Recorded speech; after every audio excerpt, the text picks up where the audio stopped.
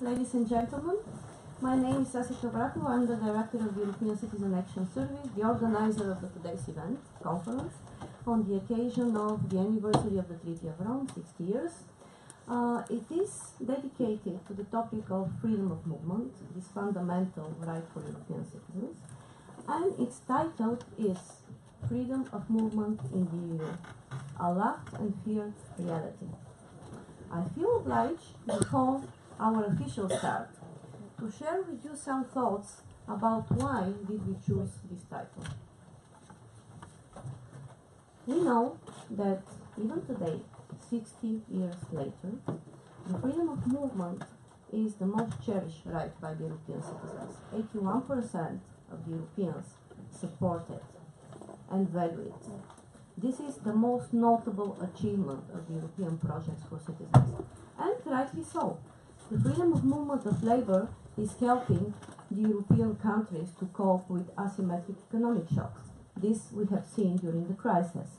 I think Ireland is a very notable example in this respect. Youth mobility, on the other hand, is helping young Europeans get jobs. We know that students which have done Erasmus have developed transversal skills which are sought by 92% of the employers. Apparently, freedom of movement is also having a very positive impact on the European democracy. Actually, the percentage of young people that have voted in the last European elections is much higher among those that move than those that do not move. Not to mention, of course, all the cultural implications and enrichment in terms of multinational experience. On the other hand, what we are witnessing, unfortunately, in the last years, is a constant trend of deteriorating of this fundamental freedom and the freedom of movement. I mean, itself, but also in the context of all the challenges which the overall framework of the European citizens' rights and freedoms are experiencing. In Europe, overall, but in some countries more than in others. We see politicians which are looking for short-term gains and who are exploiting the fears and the insecurities of the population, blaming the immigrants, including EU mobile citizens, for all the problems of the day. We see, for example, many governments and political representatives in the Western Europe, in a way accusing Eastern Europeans about the so-called benefit tourism or social dumping. We have also the other part of the coin, the Eastern European countries complaining about brain drain. All of this, and in its overall complexity, is resulting in practices, restrictive practices at national level, which have a direct negative impact on the rights of EU mobile citizens. Not to mention that in the context of a constant terrorist threats, the debate of rights or more security seems to always end up with more restrictive measures. Some of those trends and examples will be illustrated in the first panel of the discussion today.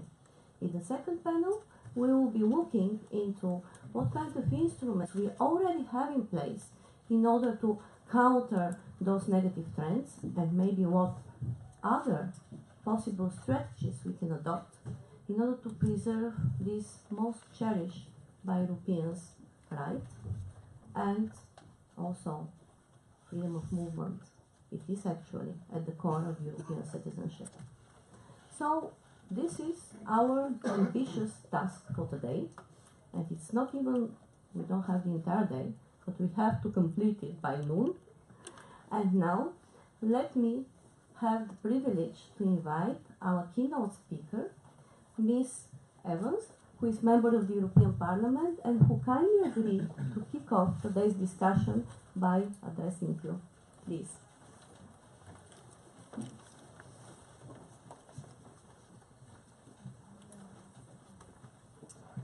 Diolch yn fawr iawn. Thank you very much. Bore da, good morning everyone. I'm very pleased to be here today to take part in this very important conference to discuss the right to free movement in Europe. and I'm sure that you're all very keen to hear the expert panels, and my role today is just to give a few opening remarks and to look at some different viewpoints and how we face the challenges ahead. As we've heard, the title of the conference is Free Movement of Persons in the EU, a Loved and Feared Reality. And the title reflects the polarised attitudes that exist towards free movement in Europe today. Never before has the issue been so contentious. With the UK's vote to leave the EU last June, we saw highlighted the difficulties that we actually face. Freedom of movement may not have been the deciding factor for Leave voters, but it was central to the debate, as you know. And UK citizens are now likely to lose their right to move in freely in Europe as a result of the vote. And as someone who's spent all of my adult life in a Europe where we've had that freedom, it's heartbreaking to think that children and young people now could lose that right. I have 5 grandchildren, and thinking about how they grow up, the kind of Europe that they grow up in, I want them to experience and enjoy all the freedoms that we've had. The concept of the free movement of people was first established 60 years ago in the Treaty of Rome. By 1992, the Treaty of Maastricht introduced the notion of EU citizenship, which would be enjoyed automatically by every national or citizen of a member state. This right to move freely between EU member states was at the heart of that European citizenship. Article 45 of the Charter of Fundamental Rights of the European Union states, "Every citizen of the Union has the right to move and reside freely within the territory of the member states." And secondly, freedom of movement and residence may be granted in accordance with the treaty establishing the European Community to nationals of third countries legally resident in the territory of the member states. The right to free movement is based on the principle of non-discrimination on the grounds of nationality. The Lisbon Treaty confirmed this right, which is also included in the general provisions on the area of freedom, security and justice. But beyond the legal concept and all the talk of treaty clauses, for most of us, for most Europeans, the right to free movement is something exciting. The ability to experience and to share the cultures of other European countries. And for young people in particular, it means being able to look for work or education or training in another country, or just to be able to spend time in another country without having to think about visas. Something that most young people in Europe have never had to consider in the past. And young people, as we've already heard, are more likely to support the freedom of movement than older people, and this was reflected in the vote in the UK. 75% of 18 to 24-year-olds, the generation that has always lived with freedom of movement, voted to remain in the EU. Because young people recognise the benefit of European Union membership. Erasmus Plus is one of the most popular and successful programmes that the EU has ever embarked upon, and it's enabled thousands of young people to travel, work and learn other languages. And I use Wales as my example because I represent Wales in the European Parliament. But in 2014, for example, over 2,000 people took part in international exchanges through universities in Wales thanks to Erasmus+. But we are all very aware that free movement is also something that is feared. The idea that governments don't have control over their borders, although actually free movement or control is not exercised at a country's borders. And we know that it's always easier to blame others for domestic problems, domestic policies, rather than to accept responsibility. And as a member of Parliament representing Wales, a country that voted, albeit marginally, to leave the EU, I have to say that migration was an issue in the debate, despite the fact that migrants in Wales make up just 2.6% of the population. And the fact that local authorities with the highest level of migration voted decisively to remain in the EU, whereas those with the lowest level saw the largest percentages to leave, is very telling. And surely the most powerful evidence that the fear is not reality is, for example, if we look at Cardiff, the local authority with the highest population share of non-UK born residents, 13%, it had the highest Remain vote in the whole of Wales. 60% of people in Cardiff voted to remain. On the other hand, one area that had the highest vote to leave the EU at 63% was Blaenau Gwent, a former industrial area, former coal mining area, with the smallest foreign-born population, just 2.2%. So the difference between the votes is not, I believe, migration levels, but it's wealth levels and its feelings of marginalisation. Following the vote to leave, of course, the British government prioritised ending freedom of movement over membership of the single market. Now, for us in Wales, certainly membership of the single market is crucial to our economy, and the government of Wales, the Labour government, plus my party, Plaid Cymru, have jointly published a white paper outlining our priority to have access to participate in the single market in the future. The Prime Minister's letter to Donald Tusk notifying the intent of the UK to leave stated, "That is why the United Kingdom does not seek membership of the single market. We understand and respect your position that the four freedoms of the single market are indivisible and there can be no cherry picking." And indeed, that is the position of the European Union, reaffirmed by the European Parliament last week, that those four freedoms are essential. The UK government accepts that ending the freedom of movement is a priority despite the adverse effect on the economy. And as I said, Wales's economy will particularly suffer from losing our membership of the single market and our right to free movement, because we rely so heavily on trade with the single market, as well as being dependent on the skills of migrants from the EU. And I'll just give you some examples. Since December 2014, nearly 1,400 academic staff in Welsh universities have come from EU countries. Any restrictions to the free movement of workers would severely impact our ability to access academic talent and engage in cross-border collaboration with other universities. The construction sector is heavily dependent too on migrant workers because of serious skills shortages.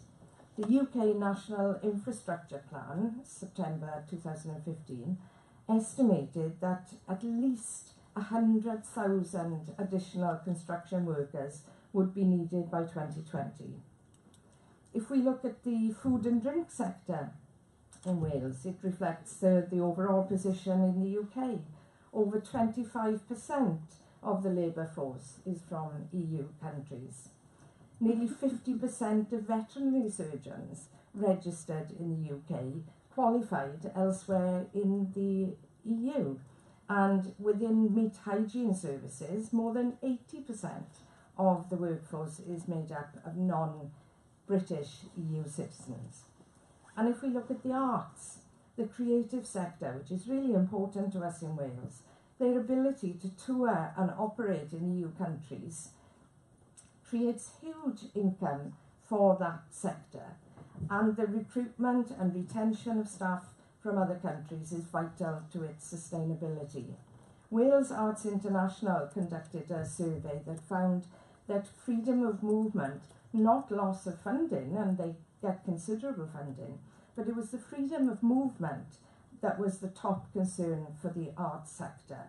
And restrictions would mean extra costs and time, and would make it so much more difficult for them to work or to in the EU, or to bring artists to Wales. And of course, as we are only too aware, in the health and social care sector, we have significant numbers of workers from other EU member states, who have trained in other parts of the EU as well.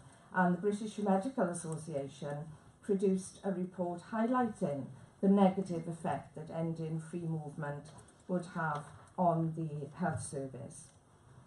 The tourism industry, of course, again, in Wales, the tourism industry employs about 11% of workers from other EU countries, and small businesses too have emphasised the need to be able to access the right skilled workers for the jobs that they create. So the facts are overwhelming. The need for us to maintain freedom of movement. We cannot let the popular press dictate priorities of government, but that is a pattern that we are seeing all across Europe. Instead of presenting the facts and explaining the benefits of free movement to our electorates, politicians will go along with the calls for restrictions. But ending or restricting free movement will not calm the fears of people in places like Blaenau Gwent and many other communities across Europe. Rather than curbing the right to freedom of movement, we should be improving it, and we should be ensuring that everyone benefits from it, because not all sectors do. People who can't afford to travel will not be able to travel, and they don't benefit from the freedom of movement as others do. As I said earlier, the two areas in Wales, the two local authority areas in Wales that I referred to, Cardiff and Blaenau Gwent, are defined not by their contrasting levels of migration, but their economy, their economic competitiveness and deprivation levels. It's no coincidence that Blaenau Gwent is has the highest level of deprivation in Wales, as well as the highest leave vote. So I don't think that the link between low levels of migration and high levels of Euroscepticism they are not what they seem. Low levels of migration are an indication of economic stagnation and of lack of opportunity. We can't assume that people oppose the freedom of movement because of a fear of migration, but more so that a large percentage of the population feel they have not benefited from it. So the EU's response to the UK's vote to leave should be to make freedom of movement work for all its citizens. All citizens, not just people who are better off, should feel the benefit of that. And to turn freedom of movement into a lived reality for all citizens, the EU itself must become a real Europe of the peoples, recognising, connecting with people, recognising all cultures, all identities, all languages, reinforcing European identity, as well as giving support to areas in most need. There's been a lot of attention, particularly in the UK, to the fears and anti-EU feelings. But one thing that perhaps people don't know about so well is that there's also been a massive demand from people in the UK for an EU associate citizenship. Those people, a large number of people who want to stay European, even if the UK is leaving the EU, they still want to be European citizens. A lot of them in my constituency still want to be Welsh European citizens. And I've been doing I've commissioned some research on this to see if it is possible to create that so people can maintain their identity with the EU. And in the resolution passed in the European Parliament last week, the need to explore that was recognised. And I think that that's a growing feeling. And it's something, of course, that's completely new, the idea that you can have this associate citizenship with the EU. It hasn't been done before. And I hope that it will renew enthusiasm for the European Union, for the whole project, and help build a Europe for all those who want it. Because Europe has to change and it does have to renew. And I just hope that it's not going to be too late for those of us who want to be part of it to help build that new democratic Europe that really is closer to its citizens. Thank you very much.